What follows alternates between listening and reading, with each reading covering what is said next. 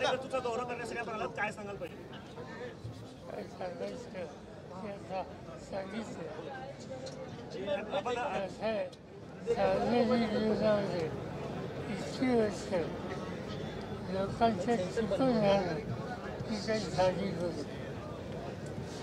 त्या बाबतीत ते यशस्वी झाले आणि त्याचं कारण आपली विचारधारा आणि सार्वजनिक जीवनाचं चारित्र्य याच्या बाबतीत जी खबरदारी घेतली पाहिजे ती त्यांनी आयुष्यावर घेतली.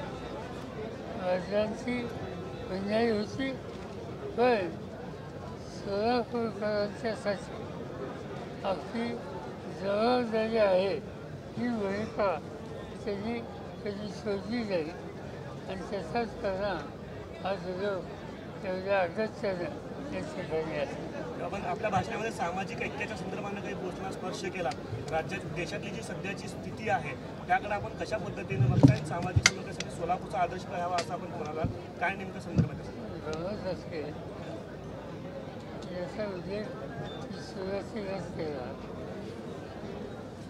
हे शहर सामाजिक प्रश्नावर नेहमी एका विचारानं जाणारं शहर आहे.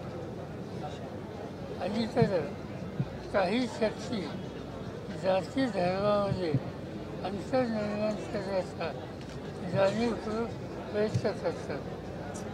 देशाच्या ऐक्यावर तो आघात आहे.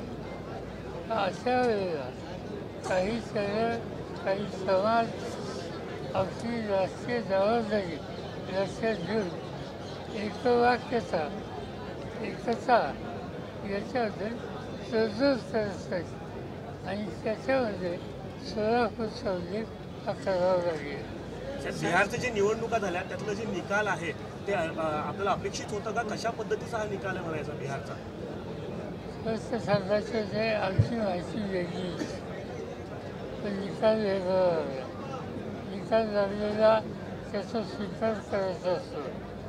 पण काल मी एक कुठेतरी बोललो त्याचा टीका टिप्पणी ही झाली. या निवडणुकीत मी किंवा तुम्हीसुद्धा पहिल्यांदा पाहिलं, निवडणुका जाहीर होण्याच्या आधी महाराष्ट्रामध्ये आणि बिहारमध्ये लाडकी बहीण नावाची योजना आणि 10,000 रुपये मिळणं हे सरसकट हे कधी पाहिलं नव्हतं.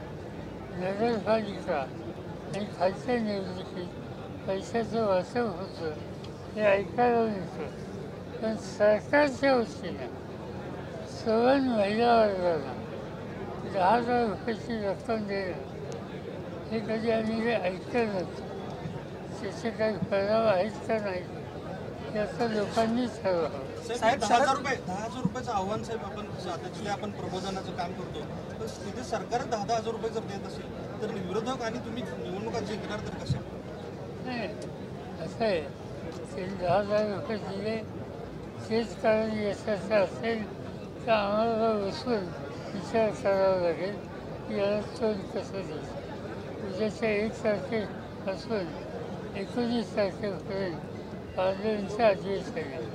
त्या काळात विरोधी पक्षाचे प्रमुख नेते आहेत त्यांना घेऊन आम्ही ह्या गोष्टीवर चर्चा करणार आहोत आणि काहीतरी धोरण ठरवून हा विचार माझ्या काही मनाचा आहे. नगर परिषदेच्या निवडणुका होत आहेत. आपण असं म्हणाल होतं की भाजप व्यतिरिक्त इतर पक्षांशी आघाडी करण्यात काही हरकत नाही आहे. नेमकं कोणाकोणाशी आघाडी होऊ शकते याच्यामध्ये? दोन्ही राष्ट्रवादी एकत्रित होत या निवडणुका स्थानिक पातळीवर यापूर्वी कधी नगरपालिकेच्या निवडणूक याच्यात आम्ही लोक कधी फसलो नव्हतो. आम्ही जास्तीत जास्त कॉर्पोरेशनच्या निवडणूक लक्ष द्यायचं, खालच्या निवडणुकीत द्यायचं. स्थानिक नेतृत्व एकत्र येतात ते ठरवतात आणि त्यामुळे साधारणतः जिथे एकत्र येता येईल पण येत असताना भाजप यांना बाजूला ठेवून एकत्र येणं हे केलं असेल तर ते योग्य आहे.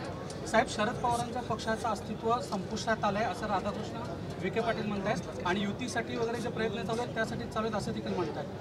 त्यांचं स्वागत करतो. साहेब, खरं तर सामाजिक अनेक प्रश्न निर्माण झालेत, आपण उल्लेख केला. एका तरुणांना आपल्याला पत्र लिहिलं होतं, तरुण शेतकरी मुलांचे लग्न व्हायला तयार नाही आहेत. आपण या सामाजिक निर्माण झालेल्या प्रश्नाकडे आपण कशा पद्धतीने बघता? राज्यातले अनेक तरुण आहेत जे अविवाहित राहतात या सगळ्या प्रश्नात. याचा मी काही त्याचा विचार केला नाही. मला पत्र आलं ही गोष्ट खरी. माझं पत्र एका सरकारने दाखवलं, तुमच्याचे कोणीतरी उत्साही पत्रकार त्यांचे टेलिव्हिजनवर.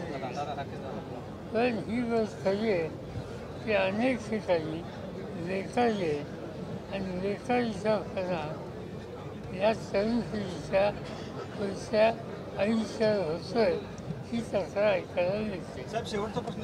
विधानसभेला तुमच्या विचारामुळं या जिल्ह्यामध्ये 6 आमदार निवडून आले. निवडून आलेले लोक तुमच्या पक्षाच्या चिन्हावर आले, पण निवडून आल्यानंतरची त्यांची जी भूमिका आहे ती वेगळी आहे.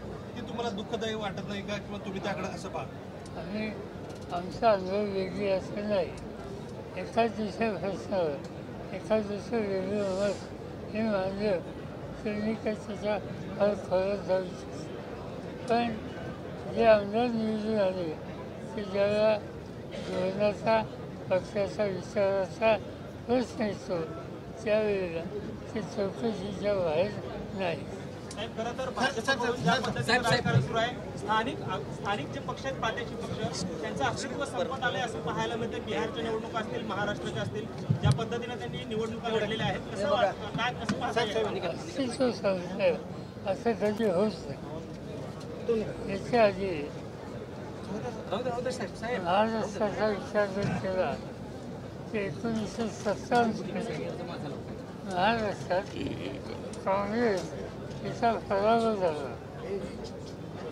लोकांना संयुक्त महाराष्ट्र समिती ही निवडून आली आणि त्याला आता काँग्रेस संपली असं म्हणत.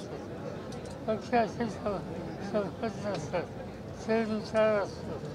पुन्हा एकदा उभारली आणि मला जी काँग्रेस समजते ती काँग्रेस संपणारी काँग्रेस नाही. गांधी नेहरू यांचा विचार स्वीकारलेली काँग्रेस आहे आणि त्यामुळे ती पुन्हा एकदा एका वेगळ्या स्थितीला पोचण्याचं तिचं आपण पाहू.